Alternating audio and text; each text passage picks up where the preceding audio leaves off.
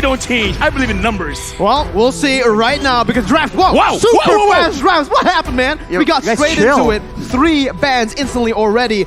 The coaches aren't playing, man. They are serious about this one. Both MDH and ONIC, so much stakes on them right now. So much pressure. Yves, and instantly the Fredrin locked in with a carry by MDH. Whew, this Yves pick, man. I really think, I might be biased because I'm a Yves player, but it's such a versatile hero. I mean, we've seen that in the previous matches, there were times where you can just build straight up a first item, Brute Force Breastplate, or something like that, and you can still do damage. The base damage is so good, it's so spammable that without those damage items, you are still relevant. And the utility is just so solid after the changes in the patch. Looking at the draft right now for MDH, they already secured their main win condition. So right now, how do you draft around the carry? And it looks like they're going for a Valentina as well as Lolita. And the thing that I gotta say, right, on Dash right now, Valentina got nerfed. I kind of feel like it's a buff.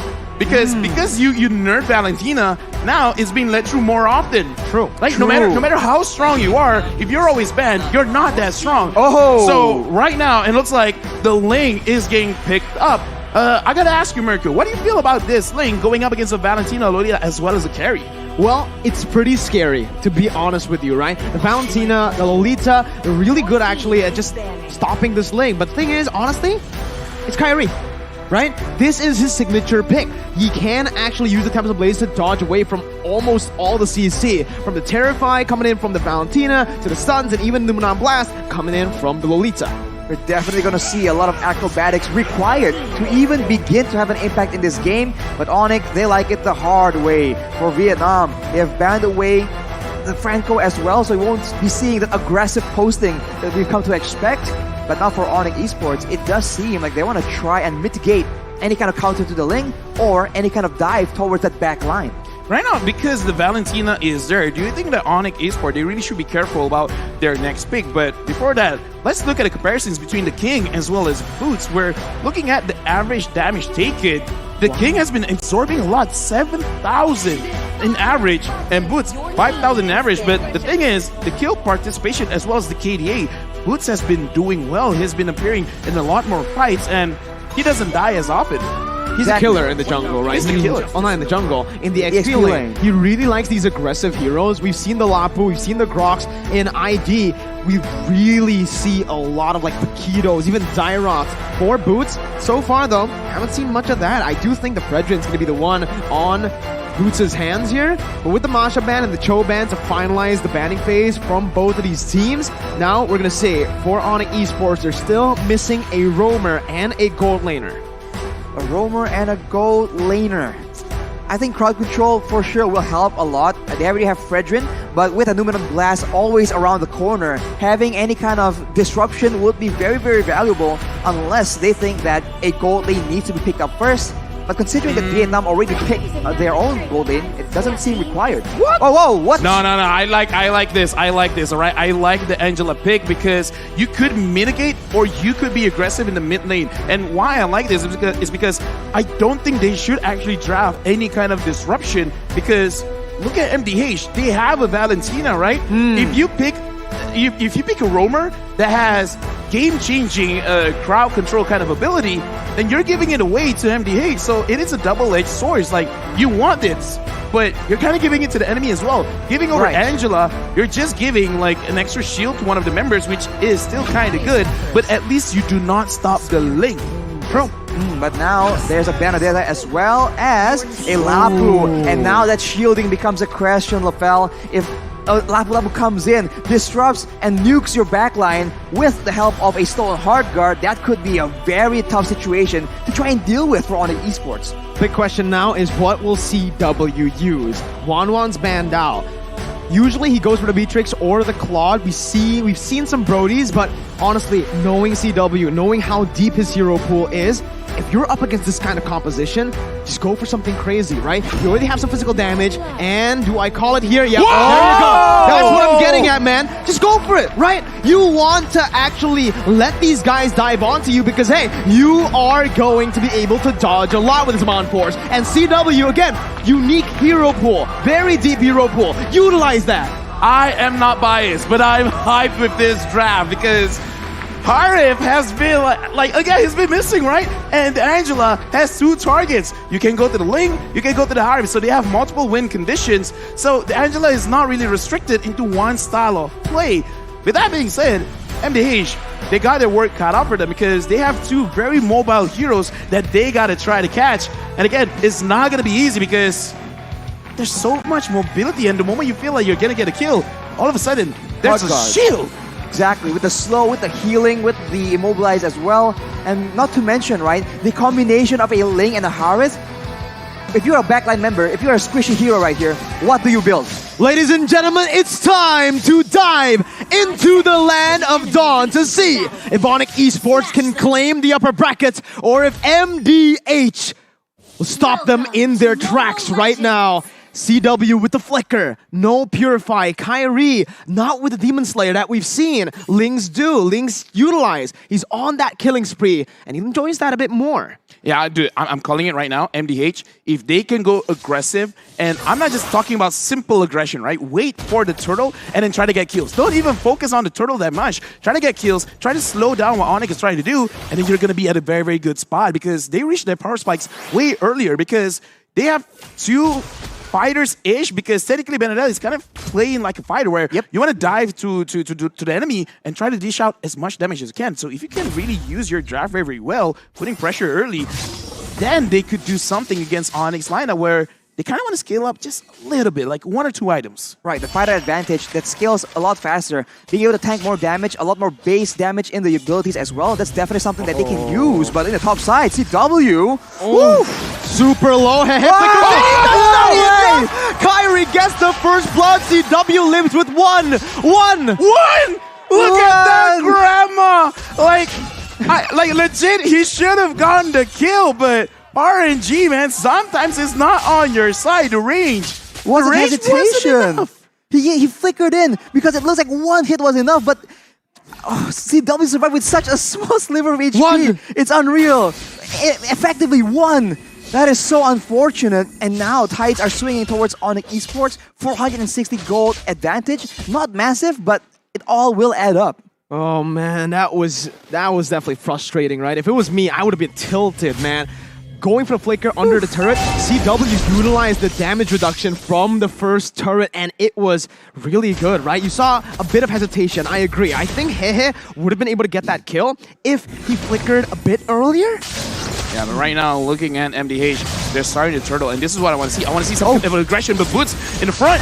Oh, it's still Joga who wins out the Red Tree battle now with the King jumping in with the Bravest Spider. It is going to be Kyrie locked down by the Moon on Blast and the stun as the King picks up a kill on the back lines up against Boots. The King super low as Kyrie gets some HP back from the hard guard. It's a 1-for-1, but it's worth it for MDH. They got the turtle.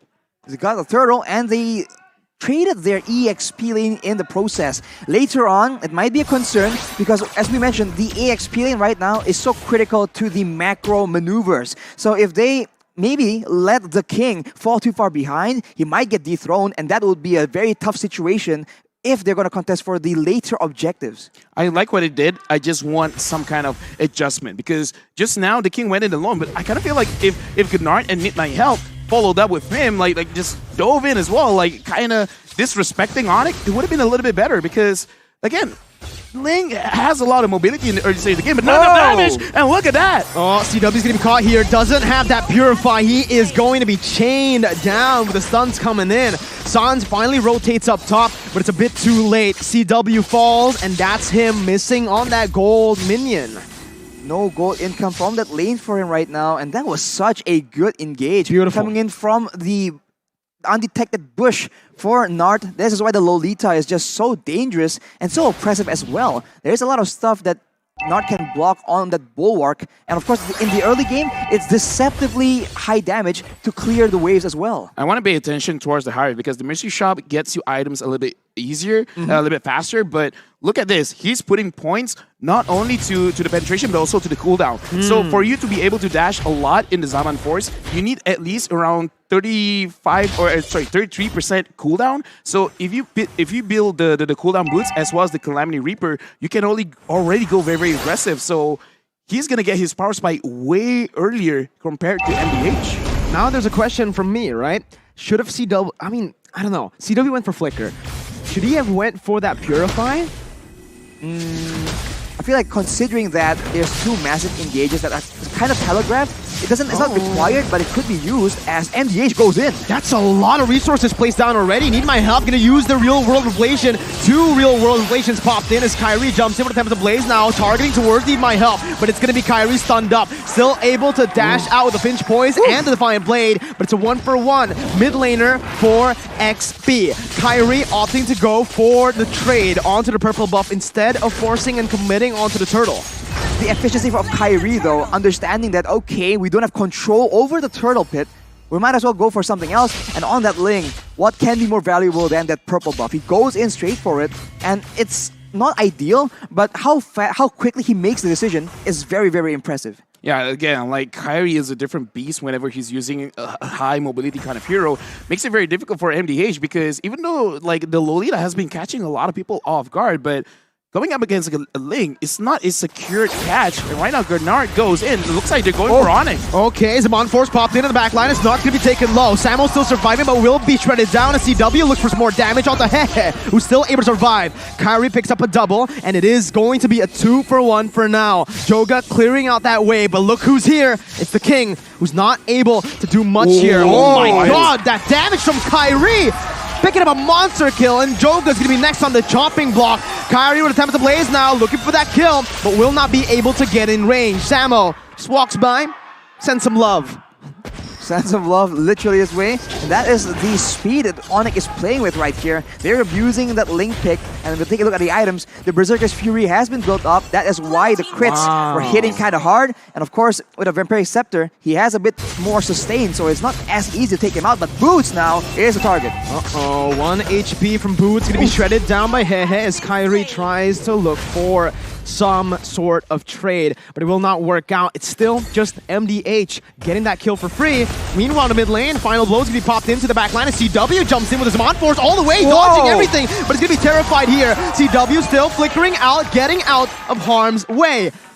Wow, that was an insane team fight. I was about to say, CW, bit too aggressive, but it works this time. Yeah, I gotta say, like, the way that ONIC is playing with their items is very, very impressive because looking at how Kyrie is itemizing for himself, because he actually used the new attack speed items to make sure that he can farm a little bit faster, but the moment he has the Berserker's Fury, he is not shying away from the fight. Like, right now, he is almost optimal in terms of the way that he's using the timing with his items. And the same thing can be said with CW because like I said, he has enough cooldown, so if he sees an opportunity, he can actually go for it. He does not need to wait for the second item to really be effective. Joga again with the final blow, but it's going to be the turtle cancelled out. Joga forced to use that eye for an eye on cooldown now. The Suns pops in, that real world. Kyrie, beautiful Temple Blaze to get out of that one with the help of the hard guard. Now, he's going to be able to try to sustain back up as CW zones them off. Oh my goodness, CW jumps on to 4, and nothing is going right for MDH here. The Praisers grab as well. CW looks for the cleanup. Need my help, needing some help now, but it will not be enough. CW picks up the kill. He's looking for the shutdown from Hehe. That is unfortunate. CW greeting out to try and make an outplay onto Hehe. Unfortunately, he just gets taken out. That's a shutdown at the hands of the marksman, but look at Hehe now! Another shutdown! No. And it's a godlike for Kyrie, who's now 7-0-1. Dude, like Kyrie right now is taking... He's mad. He's mad. No wonder when I saw him, he had a very big grin on his face because he's like, the coach says Ling, I'm happy. But yeah, like, you guys probably can't hear this, but we're here, and the crowd, like, the way that they reacted when like, CW stayed a little bit too long, and he died, I was like, oh. Like, I like the synchronization, and then when Kyrie gets a kill, it's like, ah! You can hear the home crowd advantage right here. But CW, he's so aggressive right now because, yes, he needs cooldown, Lofel, but he did build a Holy Crystal already, so... No, he doesn't need it anymore. It's like, yeah, I'm just going pure damage, man. Exactly. He thinks that the mobility is sufficient. Now, look at that burst damage. Right, aside from Ling right here, the side of MDH needs to be very, very careful because the Harith can very well perform like an assassin in these pick-off situations. I mean, you said it, right? ONIC have the home crowd advantage, but if you look at the live chat, MDH definitely have the support of the live chat. Everyone's just spamming Hehe right now. I mean, Are they just laughing? No, they are supporting from MDH. yeah, dude. I mean, I come see. on. Like, everyone here watching Mobile Legends Bang Bang, they just really like very, very good games. Isn't that right, Mirko, right? Mm-hmm. Yeah, and, For sure. And right now, looking at the game, it's not even that big of a difference because No. no matter how much we see ONIC is performing mechanically, the goal difference is just 3.4K. That is a lot, don't get me wrong, but it's definitely comebackable. It is comebackable. Kyrie trying to make a play here on the other side of the map. Again, he is a Ling. He's super mobile, especially now that he's been getting all the purple buffs, right? No one's been able to really invade and contest. Right now, Sans is just zoning people away as CW slowly but surely chips on that Lord. It's a great mind game here because Kyrie is on the top side of the map. If you just look at the vision, you wouldn't expect that the Lord is being taken, but ONIC, they're just showing MDH different looks. And now when they go for the Lord, actually, MDH are just not convinced. They're not sure. And ONIC might just sneak this away. Well, we'll see, right? A miracle play can always happen, and Nart is looking for it. Wow. But Kyrie just seals it again with the cross-map plays, with the wave manipulation. They're able to just, again, suffocate MDH slowly but surely after getting that lead. Right now, honestly, I'm looking at the situation. Even I'm drawing a blank. What can MDH do? Because the way that I see it is, if ONIC somehow doesn't kill, right? Like, he would eventually out-damage them. But because I kind of feel like it's kind of in a situation where you definitely can't catch Kyrie because the way that he's moving is a little bit too fast. Oh. But Gunnar gets caught. Sans gets the hard guard, but it's going to fall right now, and that's Need My Help Block. He pops into real-world inflation. CW now looking to look for a big play, but it's going to be caught down. 2 members, the damage dealers from ONIC Esports, losing their life as Kyrie jumps in onto 3 members now. It's still Samo alone in the top lane with the Lord, looking for some play, but Nard's going to be able to stun him up. Joga looking for more damage to follow it up, but it will not be enough. ONIC Esports got the Lord, but again, nothing on the board. I'm sorry, did I just cast a curse myself? It's like, oh, I don't see any way, but whoa. the King, 1v1, Kyrie, legendary. A fist fight in the bottom side It's a sword there. fight. Fighter against Assassin, by the way, doesn't even matter. But we did see that early on, CW, he goes in aggressively onto multiple people, but Kyrie isn't even done yet. Oh, the Temple of the Blades was popped in, and Kyrie uses the same. Hey, Bit of a trade. that was honestly just style points for both of them.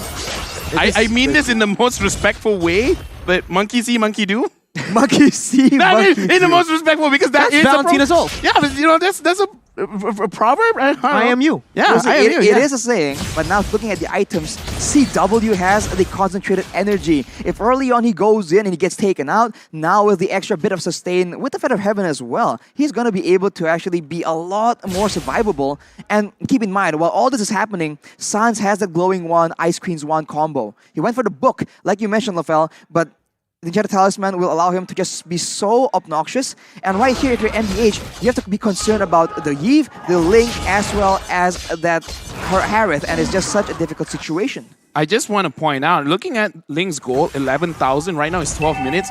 He's almost hitting that 1,000 gold per minute mark. Kyrie is getting a lot of gold here by getting kills as well as farm.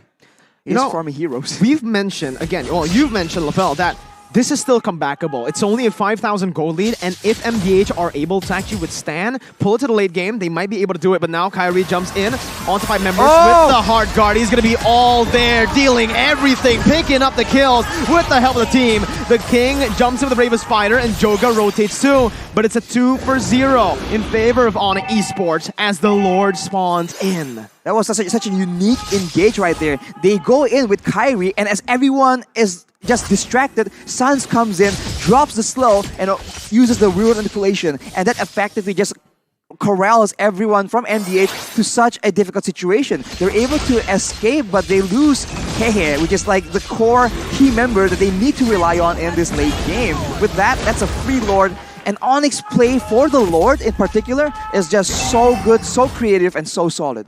I would say like that was almost too easy because they didn't even really have to focus on any target because even their like focus attack kind of feels like an AoE at this point because Kyrie goes in, he hits 3 people at the same time, And then, like, when CW engages with Zaman Force as well, his Chrono Dash is actually hitting quite a lot of people. So that's why it ended so fast. The burst damage is a lot, but the fact that the burst damage hit on 3 people at the same time, that was unfortunate positioning by MDH, making it easy for ONIC. Uh-oh, Joga here. Okay, still able to get out. Again, that's that tank Benedetta build that's really helping them out here in a position where they are behind 8,000 gold. But again, this is the question I want to ask MDH. You said it's still comebackable. Now, is it still comebackable? And if so, how do they get it done?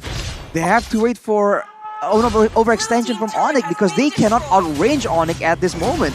So if Sans uses the world manipulation, that already zones out Hehe, the main key to victory, away from these big fights. So they have to wait for a base play for sure. But ONIC, they're way too smart to make a mistake. But look at that! Boots jumps in, finds 3 on the taunt, and the Dumanat Blast will be popped in, but it only finds Boots. CW with Zaman Force just dashing all across the place. Kyrie picks up a legendary. Joker's gonna fall as well as Kyrie wreaks havoc in the backline with CW, who's looking for a triple kill. But it is all that she wrote. ONIC Esports, once again, they want the upper brackets. They'll break the curse and they'll move on from the group stages. I mean, look at that, man. Like, sheer confidence moving all across the map. It really shows micro and macro play is strong, but they put in a little bit of spice in there. It looks like MDH, they couldn't handle the heat. I would hate to be any team going up against ONIC right here because as we mentioned, there's so many things to watch out for. You said it yourself, Rafael. Everything begins so quick and ends so quickly as well. Who do you try and focus? Who do you look out for? Because everyone can be a threat, and ONIC is so good at switching it up. They feint out, they show you one guy, they use the other to take you out.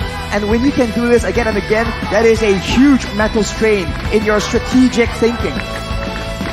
Yeah, I mean, like, here's the thing, right? ONIC, I kind of feel like this is great because even though it's a semi-slow start on the first day, but it's not about how you